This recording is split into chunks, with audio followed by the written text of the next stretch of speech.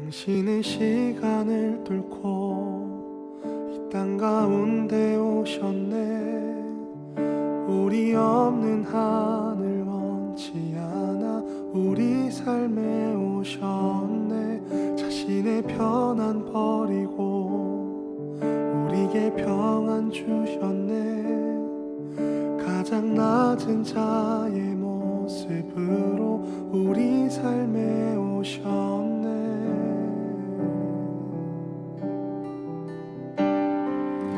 하나님 우리와 영원히 함께 하시네. 꿈 없는 우리에게 그 나라 보여주시네. 연약한 자들의 친구가 되어주시고 힘없는 우리의 인생을 위로하시네.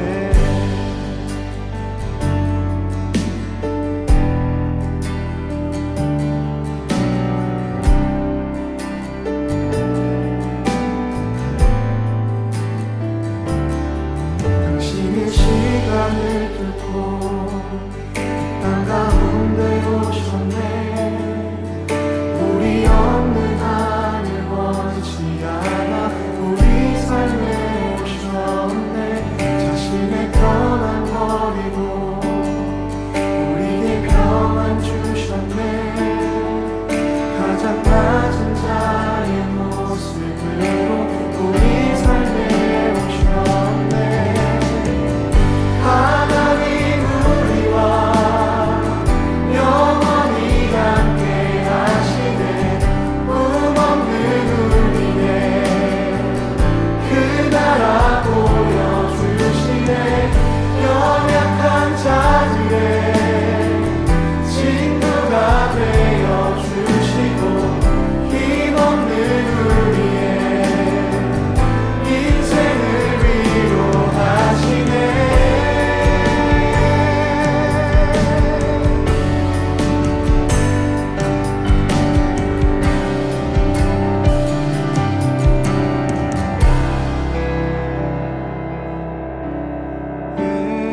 예수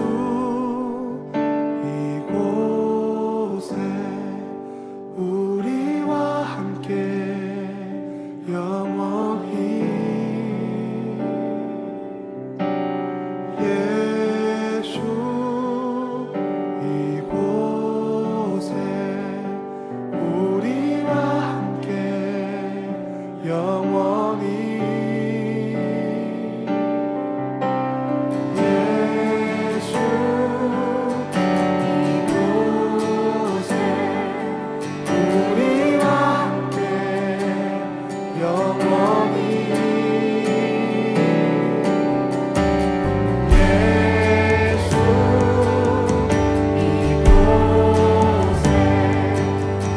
우리와 함께 영원히. 예수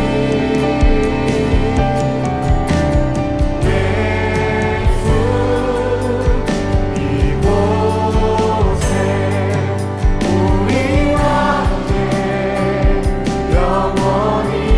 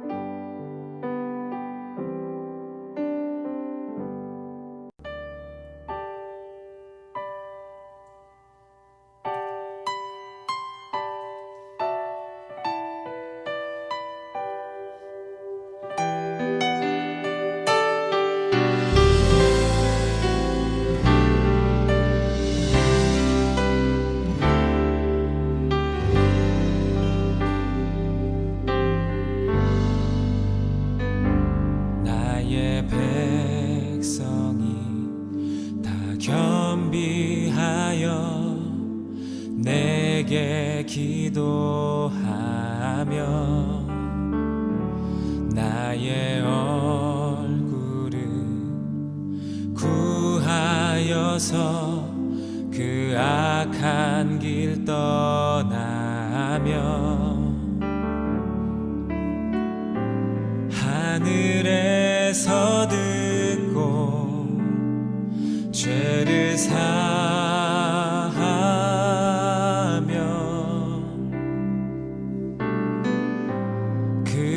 그들의 땅을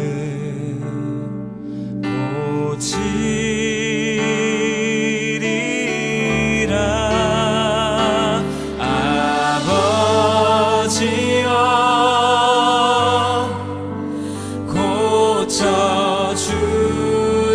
고쳐주소서. 이 나라 주의 것 되게 하소서. 주 하나님 간절히 기도하오니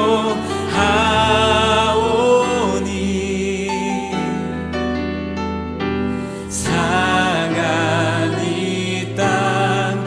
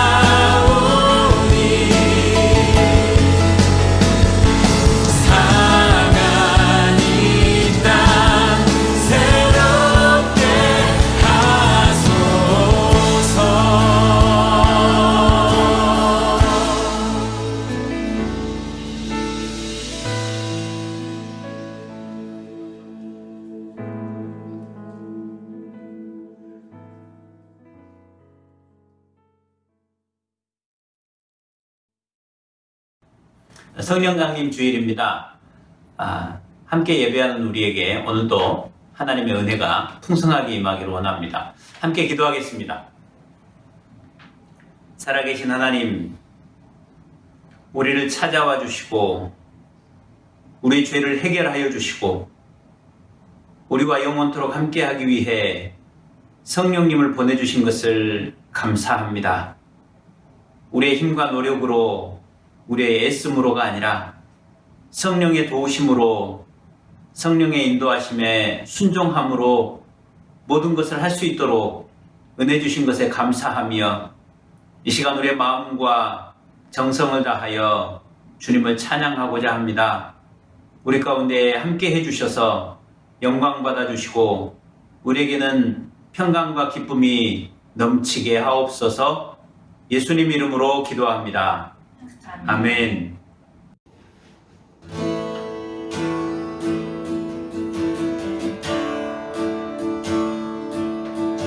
함께 찬양하시겠습니다. 우물가의 여인처럼.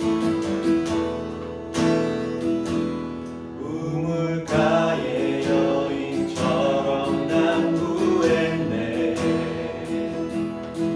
헛되고 헛된 것들을 그대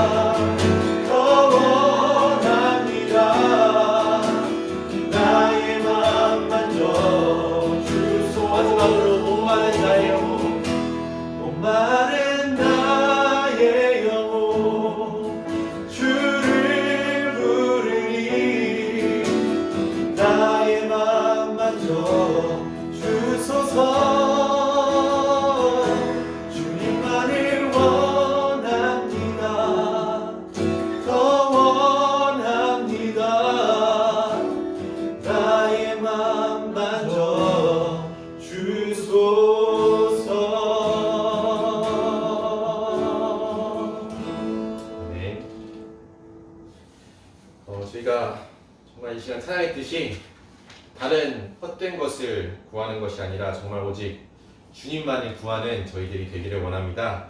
오직 성령님의 임재하심과 성령님의 충만하심을 구하는 저희들이 되기 원합니다. 이 시간 함께 기쁨으로 성령님을 찬양하겠습니다.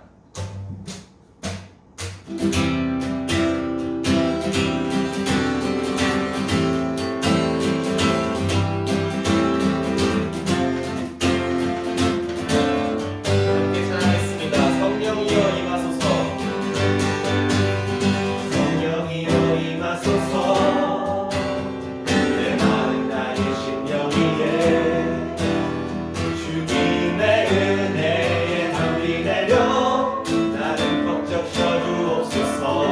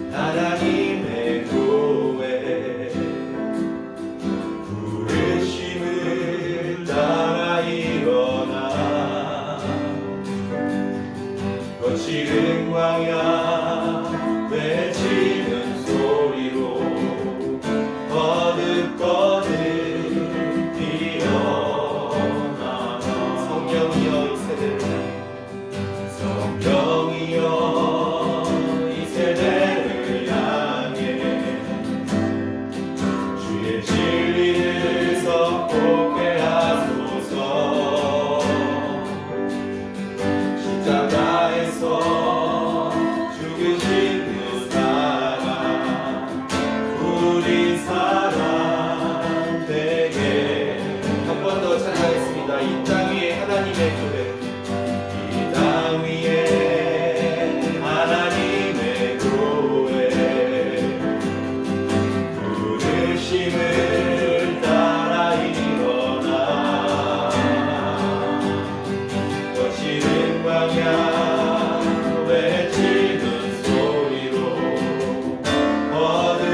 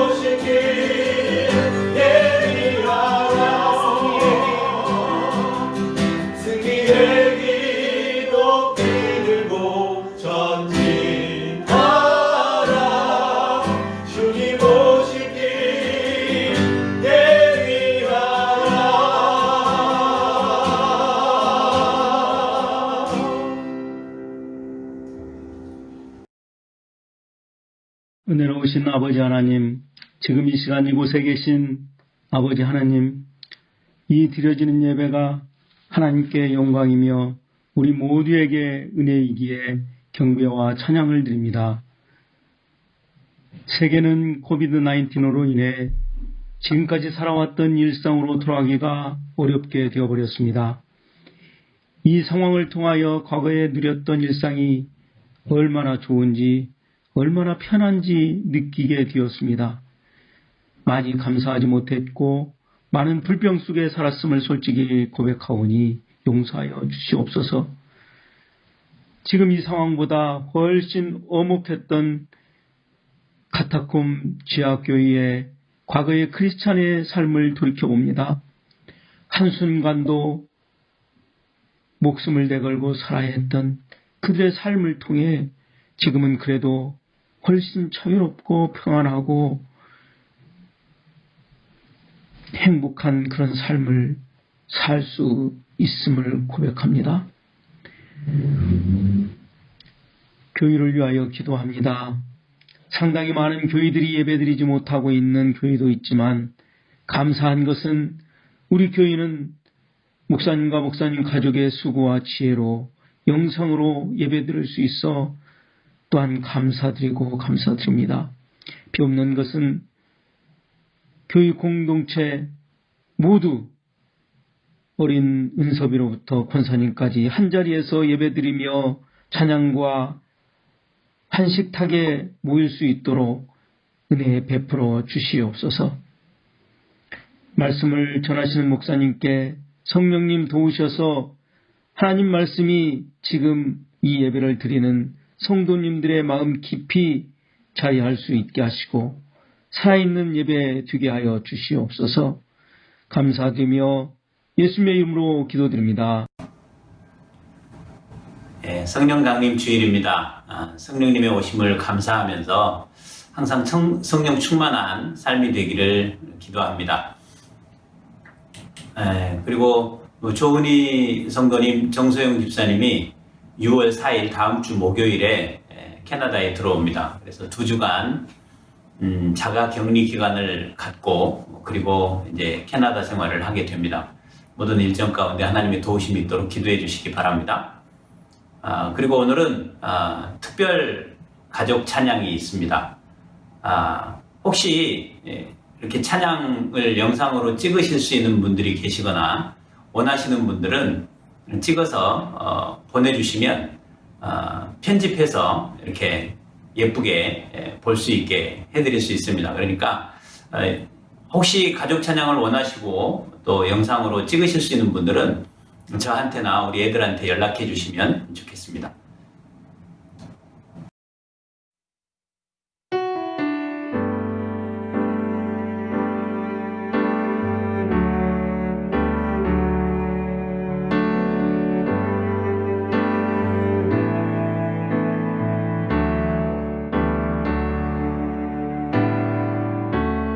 은혜 아니면 살아갈 수가 없네.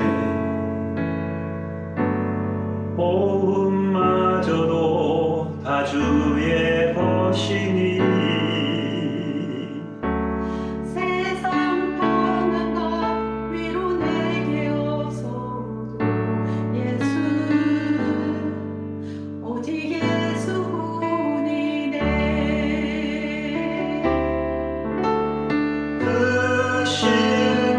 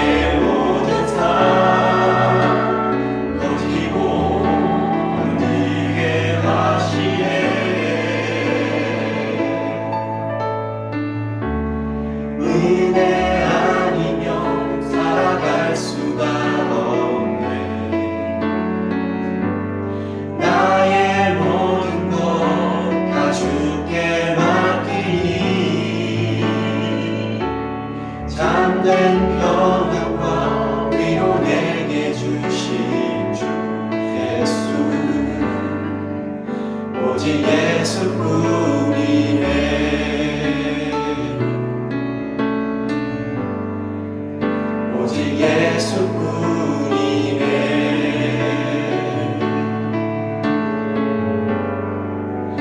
오직 예수뿐이네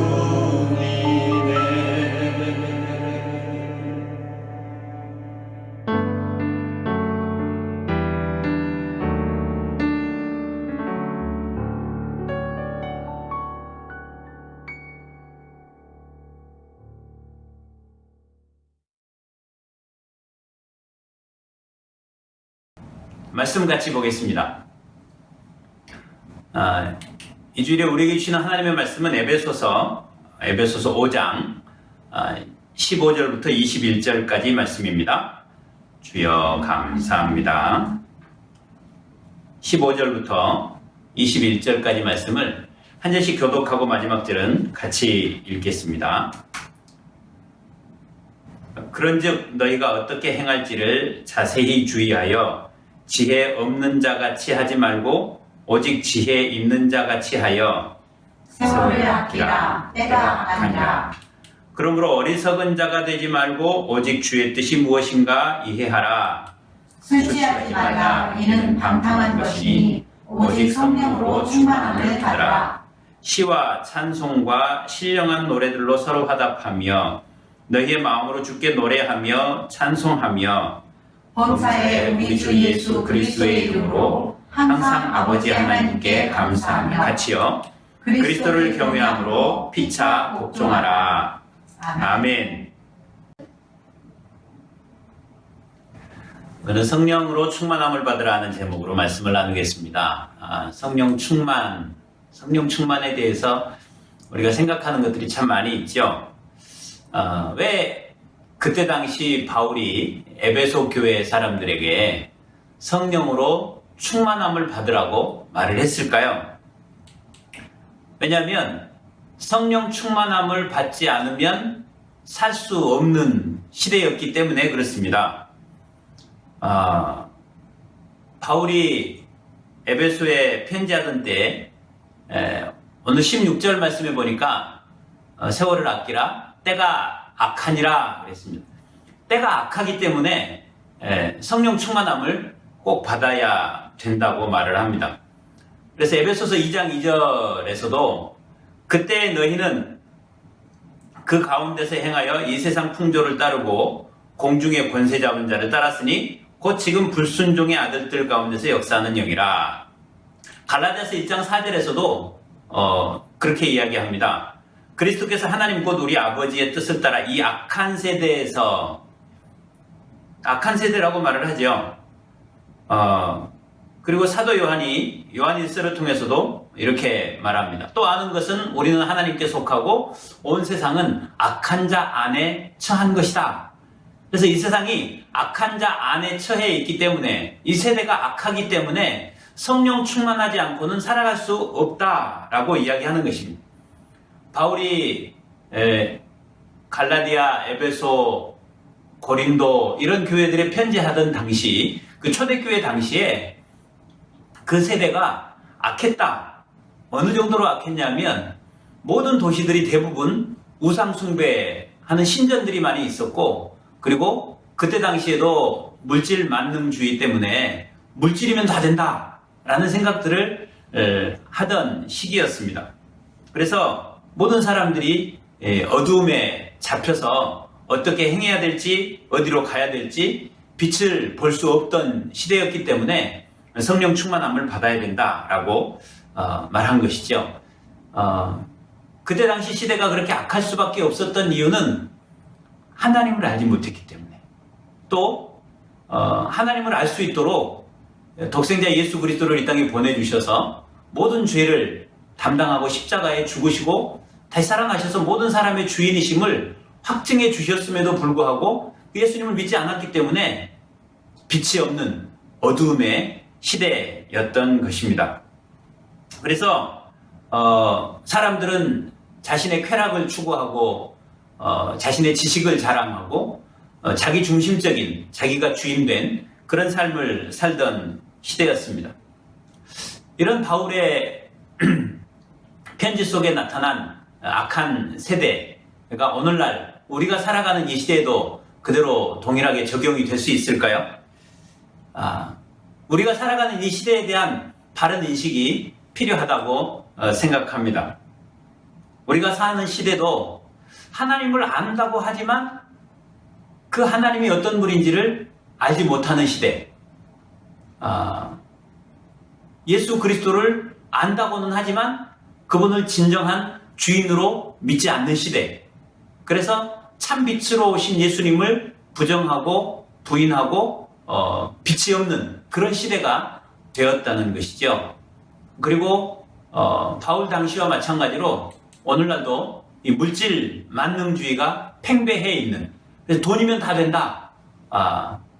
권력이나 어떤 것도 돈으로 해결할 수 있다라는 생각을 갖고 있는 시대가 되어 있습니다. 그래서 쾌락을 추구하고 여전히 자기가 아는 지식으로, 자신의 경험으로, 자신의 능력으로 자기가 주인 돼서 모든 것을 행하고 있는 이런 시대이기 때문에 이 시대도 악한 시대일 수밖에 없다라고 말할 수 있습니다. 그런데 예수님께서 오심으로 어떤 일들이 우리에게 일어났는지 우리가 볼 수 있습니다. 어떤 일이 우리에게 일어났냐면 이 어둠 가운데에 예수님이 오심으로 빛이 비춰지기 시작했다는 것입니다. 참 빛으로 이 땅에 오신 그 예수 그리스도로 말미암아 흑암의 권세에서 건져내셔서 그의 사랑의 아들의 나라로 우리를 옮겨주셨다라고 골로새서 1장 13절에 그렇게 이야기하고 있습니다. 하나님께서 우리를 흑암에서 건져내서 그의 사랑의 아들의 나라로 옮겨주신 것을 믿습니다. 하나님께서 우리에게 예수 그리스도를 통해서 이루어 주신 것이 어떤 것인지 우리가 정확하게 안다면 우리의 삶을 어떻게 살아야 되는지도 알 수 있는 것이죠. 하나님께서 우리로 하여금 이 악한 세대에서 살아갈 수 있도록 우리에게 필요한 것들을 바울을 통해서 이렇게 알려주십니다. 먼저는 지혜롭게 행해야 한다고 말하고요. 세월을 아껴야 된다고 하고, 그리고 주의 뜻이 무엇인지 이해해야 된다. 그리고 마지막으로 성령으로 충만함을 받아야 한다. 이렇게 말을 하고 있습니다. 먼저 지혜롭게 행해야 된다라고 말씀하시는데 15절 말씀을 같이 한번 읽어보겠습니다. 15절 시작. 그런즉 너희가 어떻게 행할지를 자세히 주의하여 지혜 없는 자같이 하지 말고 오직 지혜 있는 자같이 하여. 아멘. 참된 지혜는 하나님의 말씀이신 예수님으로부터 온다는 것을 우리는 기억해야 됩니다. 고린도전서에 바울이 1장 24절에서 그렇게 이야기하고 있습니다. 오직 부르심을 받은 자들에게 유대인이나 헬라인이나 그리스도는 하나님의 능력이요 하나님의 지혜다라고 말을 합니다. 그래서 하나님의 어리석음이 사람보다 지혜롭고 하나님의 약하심이 사람보다 강하다. 고린도전서에서 뭐가 하나님의 지혜다라고 말하냐면 그리스도가 하나님의 지혜다라고 말하고 있습니다. 그래서 사람이 아무리 지혜롭다고 하더라도 하나님의 어리석음보다 못하다. 이게 바울을 통해서 우리에게 알려주시는 거죠. 그래서 지혜롭게 행해야 된다라는 말은 지혜이신 예수님과 함께하는 삶을 살아야 된다. 지혜이신 예수님을 따르는 삶을 살아야 된다. 이런 것이죠. 그러면 지혜가 없다는 것은 무엇을 말할까요? 말씀이신 예수님, 참 지혜이신 예수님을 모르기 때문에, 예수님과 함께하지 않기 때문에 그냥 어두움 가운데 처할 수밖에 없는 상태에 있는 사람들을 지혜가 없는 자다. 참 지혜이신, 하나님의 참 지혜이신 예수님을 무시하고 자신의 지식이 더 낫다고 생각하고 자신의 경험이 더 낫다고 생각하고 자신이 세상에서 얻은 지식이 더 높다고 생각하는 사람들은 여전히 어두움 가운데 있어서 지혜롭지 못한 자라고 말씀하고 있는 것입니다. 그래서 하나님의 지혜이신 예수님과 함께하기 때문에 어떤 어두움도 참 빛이신 예수님으로 인해서 우리는 헤쳐나갈 수 있게 되는 거지요. 그래서 예수님을 거부하고 예수님을 거절하고 예수님을 십자가에 못 박아 죽인 이 세상이 악한 세상이고 어두움 가운데 있는 세상이라는 것을 정확하게 안다면 이 악한 세대, 어둠으로 가득 찬 세대를 어떻게 살아가야 될지 예수님과 함께하는 것밖에는 다른 방법이 없는 것입니다.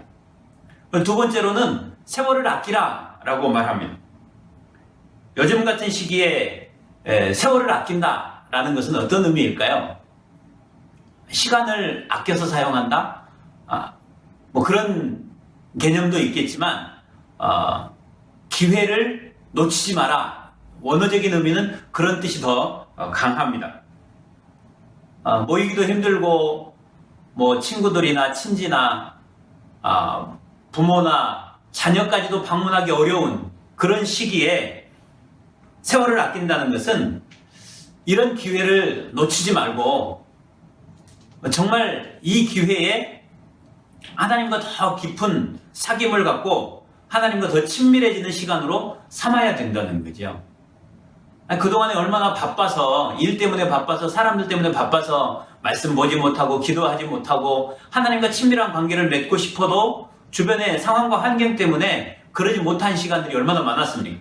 야, 내가 조금만 더 시간 있으면 말씀을 더 볼 텐데, 내가 조금만 더 시간 있으면 기도할 텐데, 내가 조금만 더 시간 있으면 하나님과 더 깊은 사귐을 가질 텐데 라는 생각들을 했었을 수도 있는데 그런 시간이 왔잖아요. 그러면 그 기회를 붙들어야 되는데 그런 기회를 붙들지 못하고 시간이 많음에도 불구하고 그냥 잠을 자고 뭐 쓸데없는 데 시간을 보내느라 하나님과 교제하고 기도하고 사귐을 갖는 데는 소홀히 하면서 말씀은 보지도 않으면서 여러 가지 바쁜 일들로 이 시간을 보내버린다면 세월을 아끼는 게 아니죠. 코비드 19 때문에 정말 강제적으로 시장도 일주일에 한 번만 가야 되고 반일도 뭐 열심히 하고 그럴 수 있지만 그 반일을 하면서도 주님과 더 깊은 교제를 나누고 말씀 속에 있으면서 기도하면서 주님을 더 깊이 묵상하는 그런 시간들이 된다면 우리는 지금과 같은 상황 속에서 세월을 아끼는 시간, 그런 기회로 삼을 수 있을 것입니다. 하나님께 더 가까이 나아가고 하나님과 더 친밀해지는 기회로 삼을 수 있게 되기를 바랍니다. 그리고 세 번째는 주의 뜻을 이해해야 한다.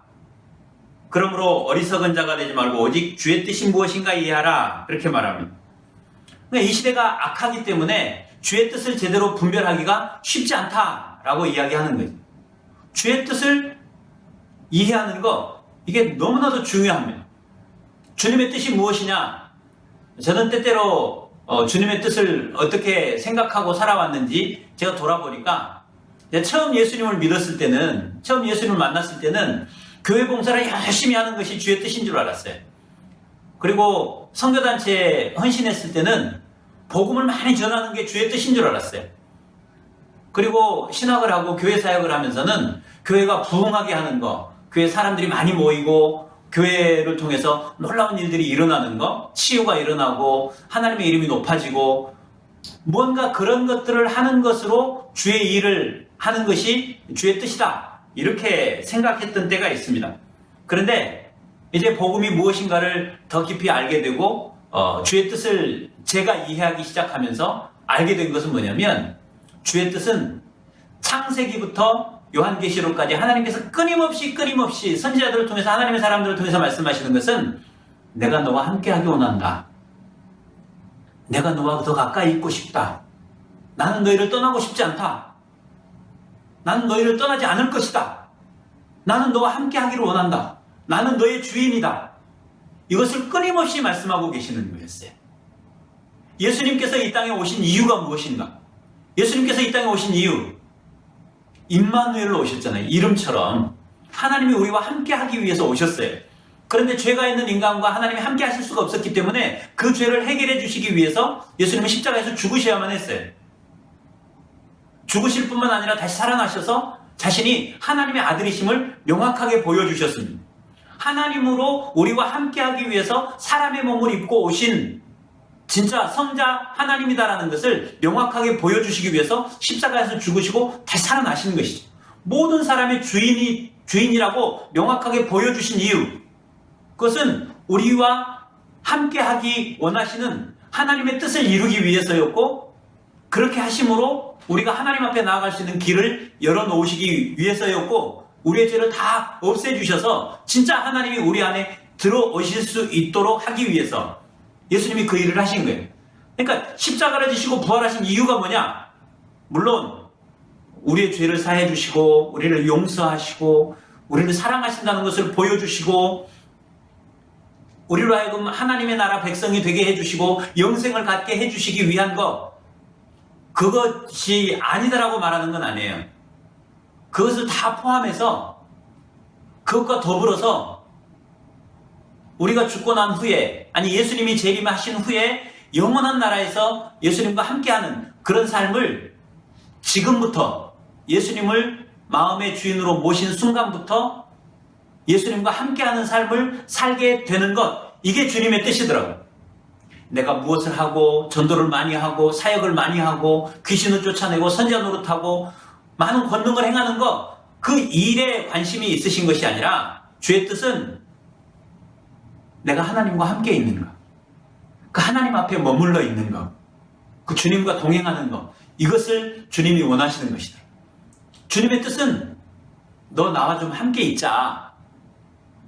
근데 내 마음속에서는 하나님, 내가 오늘 이것도 했고요, 저것도 했고요, 오늘 말씀을 이렇게 잘 전했고요, 사람들이 얼마나 감동받았고요, 자꾸 그런 것에 내가 무엇을 했느냐에 관심을 갖고 거기에 초점을 맞추고 살았던 모습을 보게 되었습니다. 그런데 주의 뜻은 주님이 나와 함께 하기를 원하시는 거였어요.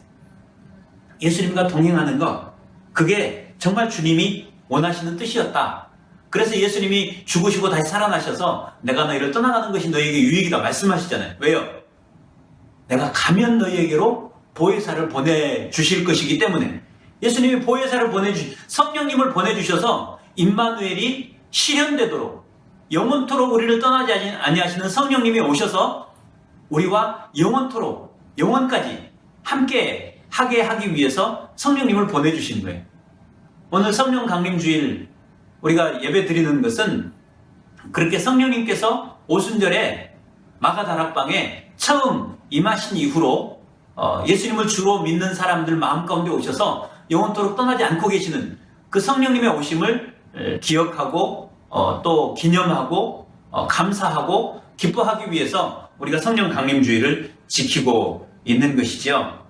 반면에 우리와 함께 하기 원하셔서 십자가에서 죽기까지 하신 그 예수님, 그 예수님의 뜻을 이해하지 못하고 그냥 예수님 믿음으로 나는 복받고 나는 건강하고 내가 잘되고 내가 성공하고 사람들 위에 서고 이런 것에만 관심이 있고 예수님과 함께하는 것에는 관심이 없다면 진짜 주의 뜻을 이해하지 못한 사람인 거지. 정말 주님의 뜻을 이해하고 임마누엘로 우리 가운데 오셨던, 우리 가운데 오신, 이미 와 계신 성령님으로 인해 예수님과 동행하는 우리의 삶이 되기를 간절히 원합니다. 그래서 이 모든 것을 가능하게 하는 것은 성령으로 충만함을 받는 거예요. 성령으로 충만함을 받는 거. 우리 18절 말씀을 같이 한번 읽어봅시다. 시작. 술 취하지 말라. 이는 방탕한 것이니 오직 성령으로 충만함을 받으라. 아멘. 여러분, 술 취한다는 것은요, 육신의 욕망으로 가득 차게 되는 것을 의미합니다. 자기 육신이 원하는 것을 하는 것은 성령의 소욕을 거스리는 거예요. 육신의 소욕이 성령을 거스리기 때문에 예수님을 주인으로 모신 우리는 성령의 소욕을 따라 살아야 합니다. 알고는 있는데 때때로 우리의 모습을 보면 성령의 소욕을 따라 사는 것이 아니라 육체의 소욕을 따라 또 살고 있는 그런 모습들을 발견할 때가 있어요. 제가 아는 어떤 목사님이 이런 이야기를 했어요. 아유, 성령 충만은 받으면 좋고 안 받아도 뭐 어쩔 수 없지 뭐. 그렇게 하고 살았다는 거예요. 근데 성령 충만이 무엇인가를 알게 되면서 성령 충만하지 않은 것이 진짜 심각한 죄다라는 것을 깨달았다는 거예요. 여러분은 늘 성령 충만하고 사십니까? 성령 충만하지 않은 것이 죄다라는 생각을 해본 적이 있으세요? 그런데 그 목사님 이야기를 들으면서 야, 진짜 성령 충만하지 않은 것이 얼마나 큰 죄인지 알아지게 됐습니다. 그 목사님이 깨달은 성령 충만함은 바로 예수님으로 충만한 거예요. 예수님의 다스림 가운데 완전히 잠겨 있는 거예요. 우리 가운데 오셔서 우리와 동행하시겠다고 약속하신 그 주님의 임재하심 속에 완전히 들어가 있는 것, 이게 그분이 깨달은 성령 충만이었어요. 그러니까 성령 충만하지 못하다는 것은 어떤 의미냐면 예수님의 다스림 가운데 들어가 있지 않는 거죠. 예수님의 다스림을 거부하고 내 육체가 원하는 대로 상황에 따라서 사람들의 요구에 따라서 움직이는 것, 이게 성령 충만하지 못한 모습인 거예요. 우리로 하여금 성령으로 충만하게 해주시기 위해서 예수님이 한 게 뭐냐? 죄 없으신 그분이 하늘 영광을 버리고 이 땅에 사람으로 오셔서 모든 사람의 죄를 짊어지고 십자가에서 죽어주기까지 하셨어요. 그래서 하나님이 우리 가운데 오실 수 있도록 우리에게 있는 모든 죄를 해결해 주셨단 말이죠. 우리로 하여금 성령 충만할 수 있도록 모든 것을 다 이루어 놓으셨어요. 그런데 여전히 나는 성령으로 충만하는 것보다 내가 원하는 거, 내가 하고 싶은 거, 내 육체의 욕구를 따라서 성령님, 조금만 내 마음대로 이건 좀 하고 싶어요 라고 하면서 그것을 거부하고 있는 것, 이게요 정말 예수님을 대적하는 수준의 죄인 것이더라고요.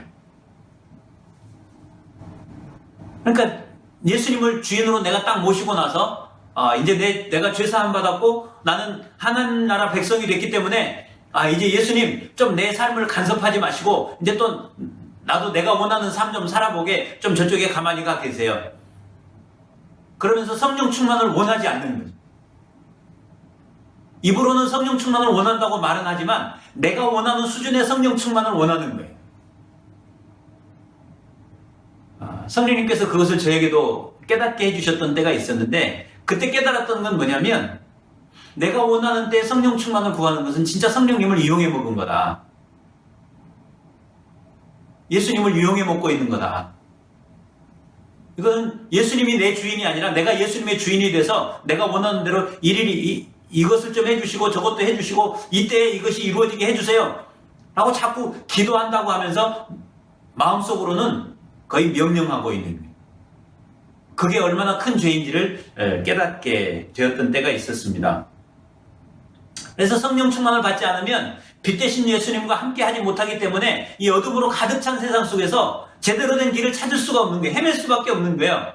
또다시 죄를 짓게 되고 또 죄에게 끌려다니게 되고 마귀의 요구에 응할 수밖에 없는 그런 상황 가운데로 가게 되는 거죠. 성령 충만하지 않은 그 순간이 예수님의 지배 아래에 있지 않고 누구의 지배 아래에 있는 거예요? 마귀의 지배 아래에 있는 거예요. 이것이 우리 모두에게 성령의 역사로 열려지기를 원합니다. 정말 이것이 너무나도 중요해요. 이 세상이 어둠이기 때문에 빛으로 오신 그 예수님과 함께하지 않으면 성령 충만하지 않은 거예요. 성령 충만하지 않고 빛이신 예수님과 함께하지 않으면 이 어두움으로 가득 찬 세상을 어떻게 헤쳐나가고 어떻게 살아갈지 우리는 알 수 없게 된다는 거죠. 그것은 더 심각하게 말하면 내 속에 여전히 죄를 품고 다시 내가 주인이 돼서 육체의 요구를 따라 내가 원하는 것을 하며 살겠다라고 하는 게 성령 충만하지 않으면서도 아무렇지도 않은 삶인 거예요. 성령 충만하지 않다라고 깨달았을 때 우리는 바로 엎드려서 내게 성령 충만을 주시옵소서 간구하고 기도해야 되는 거지. 아멘? 그래서 이 어두운 세상, 악한 자가 잡고 있는 이 세상에서 승리하는 삶을 살 수 있도록 우리에게 성령님을 보내주신 것, 그것도 성령으로 충만함을 받으라고 명하시면서 그 성령 충만하기를 나보다도 더 원하시는 그 주님이 계신다는 것을 감사하면서 찬송하면서 기쁨 가운데 우리가 살기를 원합니다. 아멘. 그리고 이제 성령 충만함을 우리 가운데 허락해 주신 그 은혜에 감사하는 삶이, 성령 충만함을 받은 사람이 어떻게 사는지를 바울은 또 이야기하고 있습니다. 19절에 보면 시와 찬송과 신령한 노래들로 서로 화답하며 너희의 마음으로 주께 노래하며 찬송하며 찬양으로 가득 찬 예배를 드리는 모습이 성령 충만한 자의 삶의 모습이고, 범사에 하나님께 감사하는 모습, 그리고 피차 복종하는 모습이 성령으로 충만한 자의 삶의 모습이다, 이렇게 이야기합니다. 찬송으로 가득 찬 예배. 여러분 찬송할 때 어떤 찬송에도 은혜가 되십니까? 저는 은혜가 안 되던 찬송들이 있었던 때가 있었어요. 왜 그런지 아세요? 왜 그러냐면 자신의 기준과 자신의 의가 있는 사람은 찬송을 정말 마음을 다해 중심으로 찬송을 부르지 못합니다. 제가 경험해봤기 때문에 알아요. 성교단체에서 찬양인도도 하고 뭐 그랬던 사람이지만, 이 찬송은 왜 이 모양이야, 이런 생각을 하는 찬송들이 있었다니까요. 자기의 기준과 자기의 의가 있는 사람은 그 찬양이 자기 마음에 안 들면 찬양은 못 불러요. 그런데 성령으로 충만한 사람은 이미 자기 것을 다 내려놓은 사람이기 때문에 성령님의 지배를 받고 예수님이 온전한 주인이 되셔서 거기에 굴복한 사람이기 때문에 자기의 기준, 자기의 의가 없어요. 그러니까 하나님을 찬양하는 것이다, 그러면 무조건 기쁨으로 감사함으로 찬양할 수 있게 되는 거예요. 언제 어디서나. 여러분, 바울과 실라가 어디에서도 찬양했습니까? 어떤 상태에서? 매를 맞고 감옥에, 착고에 취해서 감옥에 갇혀있는 상태에서도 감사하면서 찬송하는 삶을 살았잖아요. 이거는 보통 사람들이 할 수 있는 게 아니에요. 내가 복음을 전하다가, 아니 귀신은 쫓아내줬는데 내가 이게 뭐야, 매 맞고 감옥에 갇히고 내가 이러려고 예수 믿었나? 이런 생각을 할 수 있잖아요. 그런데 그 모든 것이 하나님의 다스림 안에, 하나님의 통제 아래, 예수님이 지금 나를 다스리고 계시고 예수님이 나와 함께 하신다는 것을 믿는 믿음이 있으면 어떤 상황에서도 하나님을 찬송할 수 있게 되는 거더라고요. 그리고 두 번째는 범사에 하나님께 감사하는 삶을 사는 거예요. 20절 한번 같이 읽어볼까요? 20절 시작. 범사에 우리 주 예수 그리스도의 이름으로 항상 아버지 하나님께 감사하며. 여러분, 범사에 감사하는 것도 인간적인 기준을 갖고 있고 이성적인 판단을 하는 사람이면 범사에 감사한다는 게 이게 말이 안 되는 거예요. 어떻게 범사에 감사가 돼? 때때로 감사는 할 수 있지. 네? 범사에 감사. 아니, 죽어도 감사해? 아들이 죽었는데도 감사할 수 있어? 근데요, 그 모든 것의 주도권이 누구에게 있고 그 주도권을 가지신 분이 나에 대해서 어떤 것을 허락해 주시는 분이다라는 것에 대한 믿음이 있으면 범사에 감사가 되는 거예요. 성령으로 충만해서 정말 하나님의 관점으로 모든 것을 볼 수 있게 되면 이 범사에 감사는 그냥 되더라고요. 성령 충만하지 못하기 때문에 내 것이, 내 기준이, 나의 의가 조금이라도 저 마음구석에 자리 잡고 있기 때문에 범사에 감사가 안 되는 거예요. 정말 인간적인 눈으로는 원망하고 불평하고 탓할 수 있는 그런 상황임에도 불구하고 그 모든 것의 주도권이 하나님께 있고 하나님께서 나에게 영원한 것을 주신 것에 비해서 그것이 얼마나 작은 일인지가 정확하게 보이기 시작하면 예수 그리스도 때문에 범사에 우리는 하나님 앞에 감사할 수 있는 것이죠. 예수님 때문에 우리에게 어떤 일이 일어났습니까? 하나님과 도저히 화목할 수 없는 자가 예수님의 십자가의 보혈의 은총으로 하나님께 나아가고 하나님을 아버지라 부르고 하나님을 예배하고 그 하나님의 임재하심 가운데 있을 수 있는 자가 됐어요. 이게 얼마나 크고 놀라운 일인지를 정말 조금이라도 안다면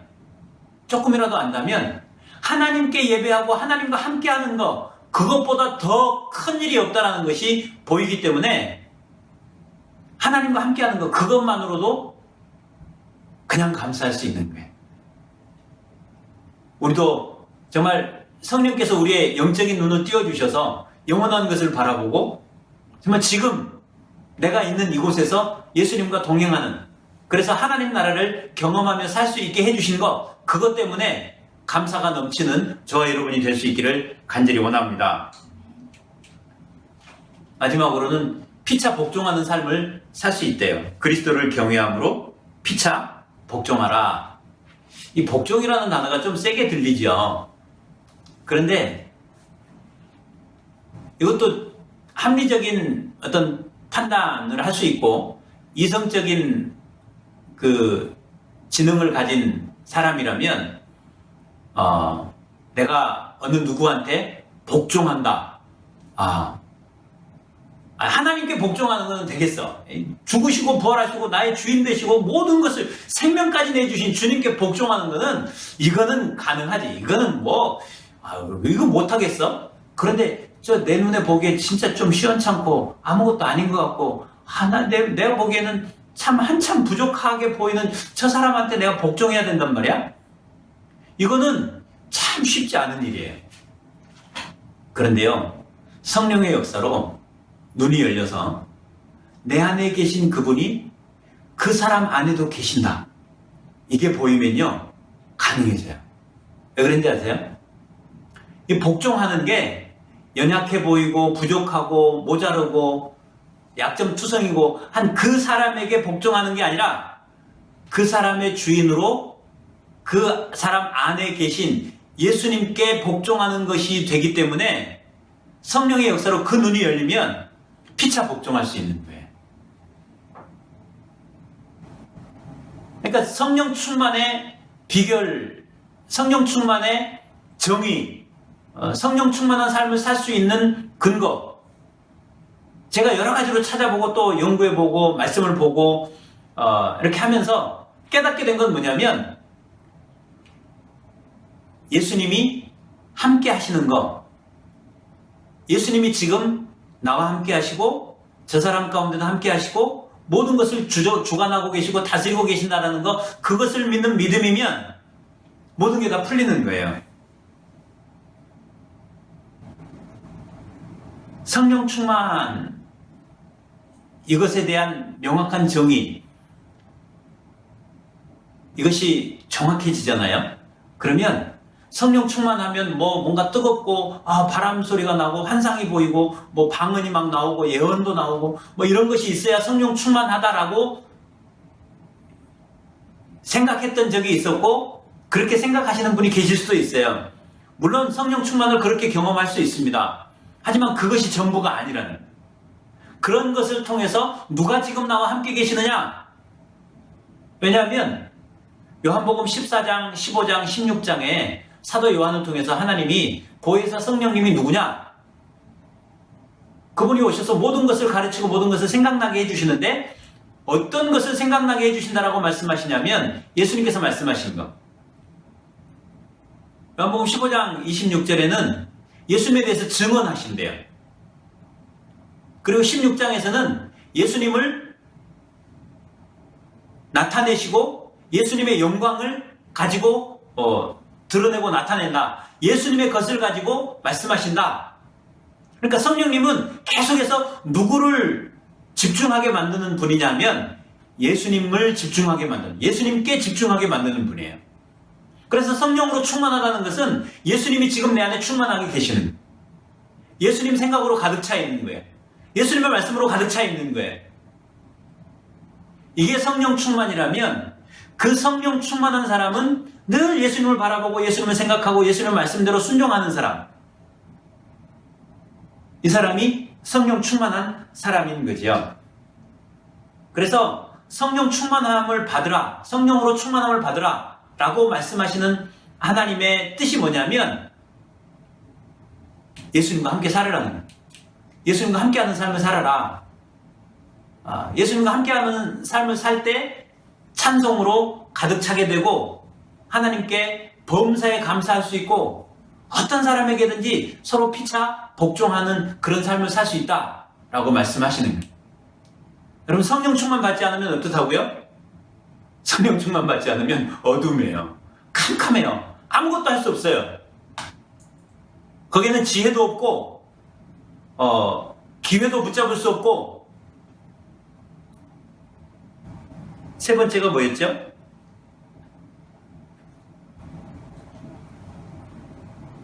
주의 뜻이 무엇인지 알 수도 없어요. 캄캄해요. 보이지가 않아요. 그런데 성령 충만하면 빛이 비치기 때문에 그 빛으로 인해서 지혜를 알게 되고 기회를 붙잡게 되고 주의 뜻을 분별하게 돼서 정말 감격이 넘치는 예배를 드리고 모든 일에 하나님 앞에 감사하면서 서로 세워주고 섬기고 피차 복종하는 그런 아름다운 공동체를 만들어갈 수 있는 것입니다. 이 성령 강림주의를 맞이하면서 저와 여러분 모두 정말 성령으로 충만함을 받게 되기를 원합니다. 그래서 이렇게 사랑으로 하나 되고 서로 안에 있는 예수님이 보이기 시작하면서 서로 피차 복종하는 그런 아름다운 공동체가 돼서 하나님의 영광을 이 세상에 드러내는 벨빌 공동체 되기를 간절히 원합니다. 아멘. 기도하겠습니다. 살아계신 하나님, 죄악으로 가득 차서 하나님을 알지 못하고 하나님을 거역하고 하나님과 원수되었던 우리를 예수님을 통해 구원해 주시고 하나님의 자녀 삼아 주신 것은 우리와 함께 하기 위해서임을 또한 깨닫습니다.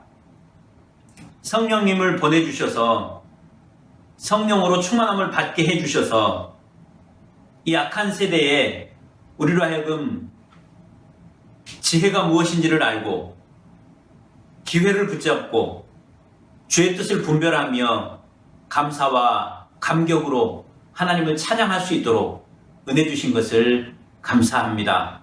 이 성령 강림절에 우리 안에 성령으로 충만함을 받아 하나님의 뜻을 이루어가는 우리 벨빌 공동체 되게 하옵소서. 우리 마음을 모아 예물을 드렸습니다. 11조를 드리고 주일원금을 드리고 감사헌금을 드렸습니다. 예물 드린 손길마다 주님 성령으로 충만함을 받게 해주셔서 주님 뜻 안에 모든 일들을 행할 수 있도록 은혜 내려 주옵소서. 감사드리고 예수님 이름으로 기도합니다. 아멘.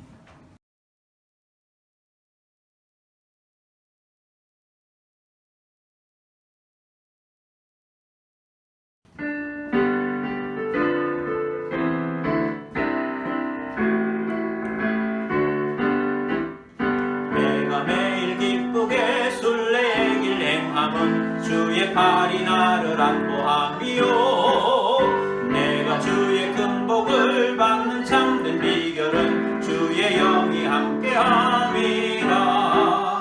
성령이 계시네 할렐루야 함께하시네. 좁은 길을 걸으며 밤낮 기뻐하는 것 주의 영이 함께함이라. 전에 죄에 빠져서 평안함이 없을 때 예수 십자가의 공로 인리로 그 발 아래 엎드려 참된 평화 얻음은 주의 영이 함께함이라. 성령이 계시네 할렐루야 함께하시네. 좁은 길을 걸으며 밤낮 기뻐하는 것 주의 영이 함께함이라. 나와 동행하시고 모든 염려하시니 나는 숲의 새와 같이 기쁘다. 내가 기쁜 마음으로 주의 뜻을 행함은 주의 영이 함께함이라. 성령이 계시네 할렐루야 함께하시네.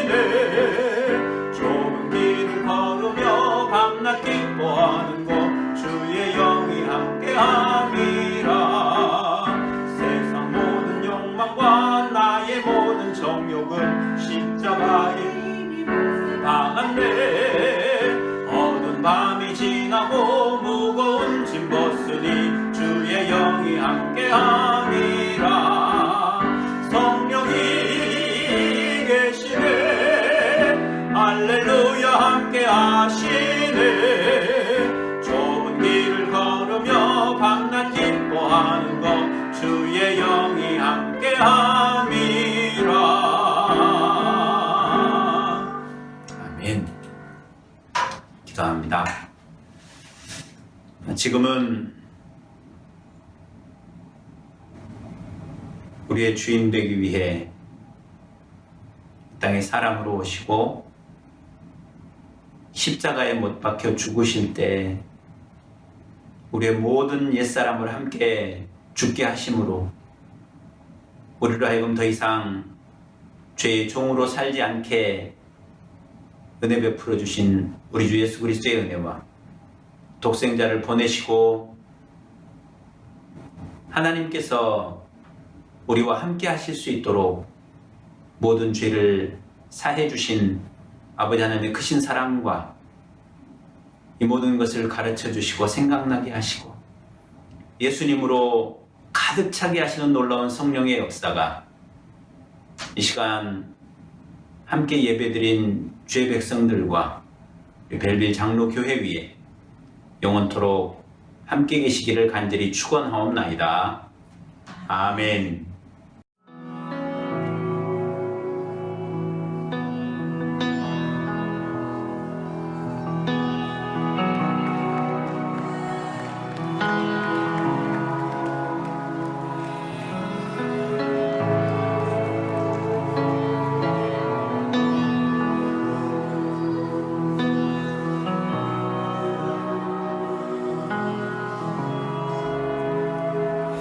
You are here.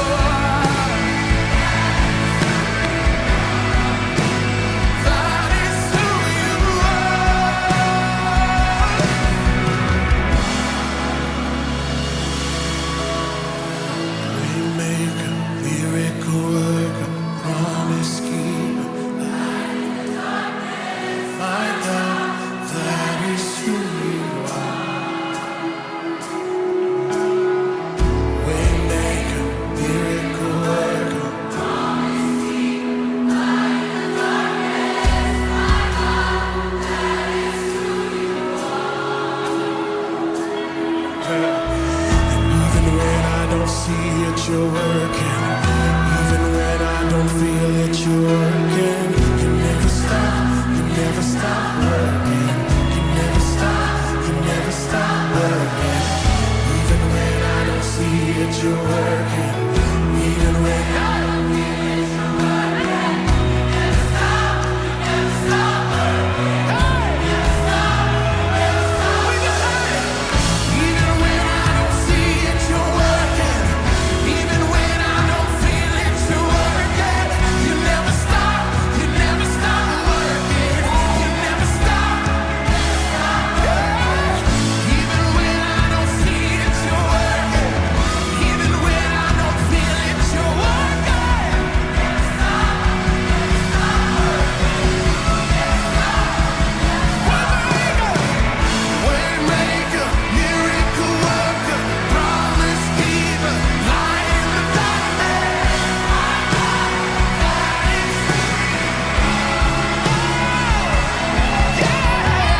Waymaker, miracle worker, promise keeper, light in the darkness.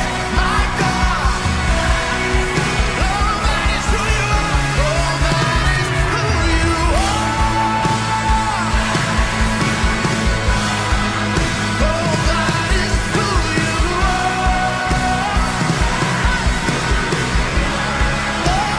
That is who you are. It's who you are. Oh, that is who you are.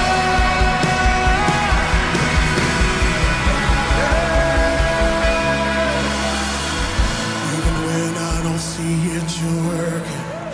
Even when I don't feel it, you never stop.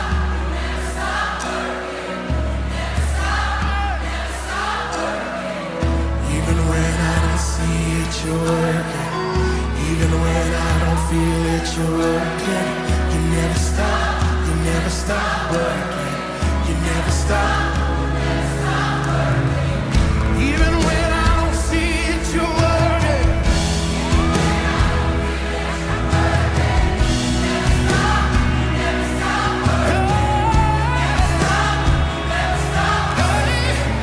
Even when I don't see it, you're working.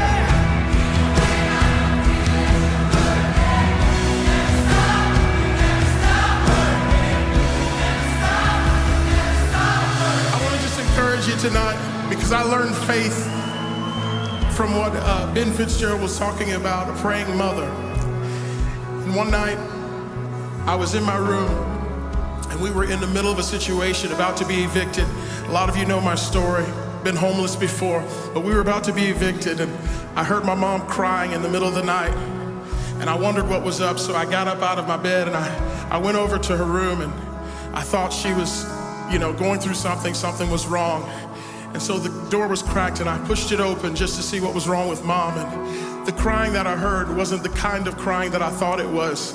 She was kneeling next to the bed, thanking God for his faithfulness. Even though she may not see the situation changing, she was declaring, God, you're still good, and I thank you for what we do have.